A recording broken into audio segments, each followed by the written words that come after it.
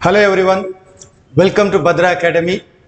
जैसा CUET का हम लोग प्रिपरेशन कर रहे हैं, आज हम देखेंगे इकोनॉमिक्स सब्जेक्ट में एक important topic, that is the economics domain में। आज का टॉपिक है नेशनल इनकम एस्टिमेट, वही भी national income, market price and factor cost. ये क्या होता है और इसको हम कैसे कैलकुलेट कर सकते हैं। तो पहला हम इसको समझते हैं, मार्केट प्राइस और फैक्टर कॉस्ट में फर्क क्या होता है। तो अभी देखिए, जब हम national income at market price बोलते हैं, इसका मतलब क्या है। अगर मार्केट में जाकर मैं ये पेन खरीदना चाहता हूं, इस पेन के प्राइस में क्या क्या चीज पकड़ा है। ओके, तो अभी मार्केट प्राइस में देखिए, the market price normally it includes the indirect taxes. तो इनडायरेक्ट टैक्सेस क्या होता है? Sales tax, service tax, custom duty, excise duty, ये सब इनडायरेक्ट टैक्सेस होते हैं। तो मार्केट प्राइस में ये इनडायरेक्ट टैक्सेस इंक्लूड होता है। लेकिन प्रोड्यूसर को या फैक्टर को जो सब्सिडी गवर्नमेंट के द्वारा मिलता है, वो सब्सिडी को हम क्या करते हैं? एक्सक्लूड करते हैं। तो मोस्ट ऑफ द टाइम आपका एग्जाम में क्वेश्चन में नेट इनडायरेक्ट टैक्स रहेगा। कभी कभी इनडायरेक्ट टैक्सेस भी अलग रहेगा, सब्सिडी भी अलग रहेगा। तो हमको क्या करना पड़ेगा? इनडायरेक्ट टैक्सेस से सब्सिडी को माइनस करना पड़ेगा। अगर नेट इनडायरेक्ट टैक्सेस दिया, इसका मतलब क्या है? ऑलरेडी इनडायरेक्ट टैक्सेस से सब्सिडी को माइनस करके नेट दिया है, तो उसको हमको क्या करना पड़ेगा? इंक्लूड्स बोलने से प्लस करना पड़ेगा। Then you will get national income at market price. Clear? Opposite होता है national income at factor cost. So what is the national income at factor cost? इसमें हम लोग क्या करते हैं? इसमें हम लोग सब्सिडी को प्लस करते हैं, इंक्लूड करते हैं, क्योंकि फैक्टर कॉस्ट का मतलब क्या है? फैक्टर का जो इनकम मिलता है, that is a factor cost, factor income. तो फैक्टर को गवर्नमेंट से सब्सिडी मिल रहा है, तो subsidy will become plus, right. And इसमें हम क्या एक्सक्लूड करते हैं? इनडायरेक्ट टैक्सेस को एक्सक्लूड करते हैं, क्योंकि factors of production pay indirect taxes to government. So market price and factor cost, ये दोनों ऑपोजिट डायरेक्शन में जाएगा। ठीक है, अभी देखिए, इंडिया में 2015 से हम लोग क्या करते हैं? हमारा नेशनल इनकम को मार्केट प्राइस में ही एस्टिमेट कर रहे हैं। ओके, ये भी क्वेश्चन आपको एग्जाम में पूछा जाएगा, आप इसको भी ध्यान में रखिएगा, क्योंकि इंडिया में अभी जो GDP या नेशनल इनकम एस्टिमेट किया जाता है, वो मार्केट प्राइस में ही किया जाता है। So based on this concept, let us solve a problem. Okay, तो हमें क्या कैलकुलेट करना है? We have to calculate GDP at factor cost and GDP at market price. ठीक है, तो इसमें अभी हमें डेटा दिया है। So what is the information that is available?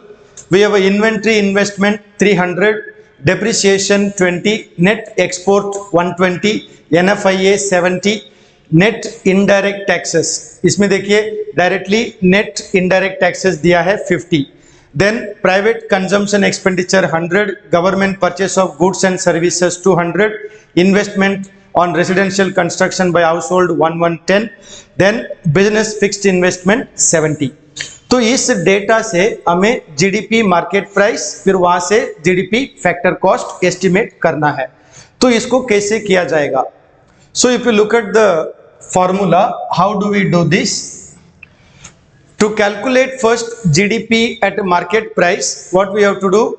We have to include private consumption expenditure plus government का purchase of goods and services, okay, plus investment by residential construction by household का investment and business का investment, plus inventory investment. What is inventory? Business ने जो production करके या खरीद के stock में रखा है, that is inventory investment, right. And then you add the net export, जो प्रोडक्शन करके एक्सपोर्ट किया है। तो इन सब को ऐड करने से हमको क्या मिलेगा? You will gate GDP at market price. Okay, क्योंकि ये जो प्राइसेस है, इसमें टैक्सेस इंक्लूड है ऑलरेडी। दैट्स वाई टैक्स को एक्स्ट्रा इंक्लूड करने की जरूरत नहीं है। ओके, तो मार्केट प्राइस में अभी देखिए, private consumption expenditure 100, government purchase of goods and services 200, business fixed investment 70, investment on residential construction by households 110, inventory that is 300, and net exports 120. So if you apply this formula, you will get the GDP at market price. Okay, so what is the final GDP at market price? We get the GDP at market price as 900. Okay, so this is the simple formula you have to apply. Now here, why we have not considered NFIA?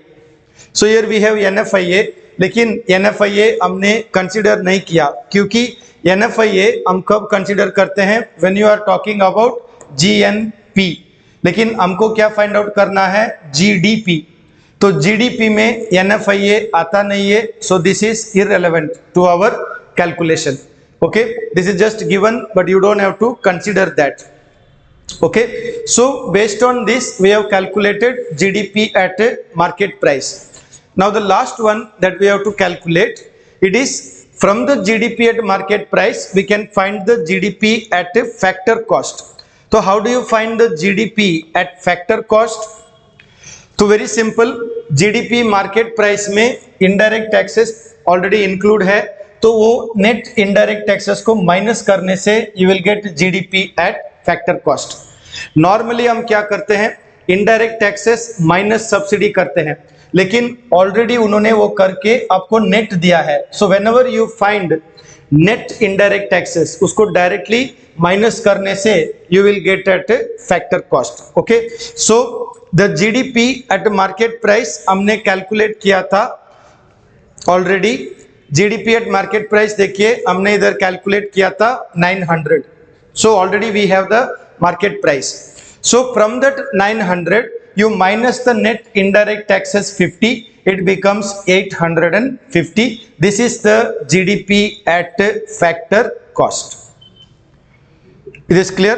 So based on the data that is given in the exam, okay, data like this, we can easily calculate GDP at factor cost and GDP at market price. Okay, so I have solved this sum with the formula, तो इसलिए आपको ये easy होना चाहिए, exam में आप भी इसको आसान से सॉल्व कर सकते हो।